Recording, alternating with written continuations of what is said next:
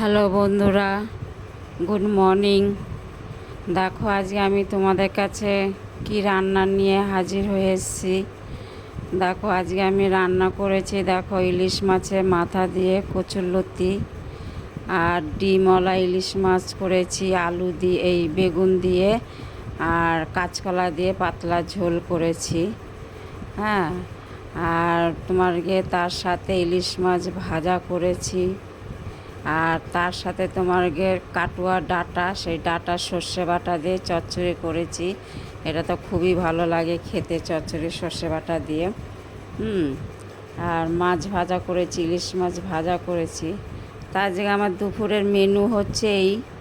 হ্যাঁ, এই করেছি ইলিশ মাছ ভাজা, ইলিশ মাছের ঝোল, আর সে তোমার কাটুয়া ডাঁটা সর্ষে বাটা দিয়ে চচ্চড়ি করেছি। আর এই তোমার ইলিশ মাছের মাথা দিয়ে তোমার কচুরলতি করেছি। আজকে আমার দুপুরের মেনু হচ্ছে এই। হ্যাঁ, তা বন্ধুরা তোমাদের যদি ভালো লাগে কমেন্ট করো।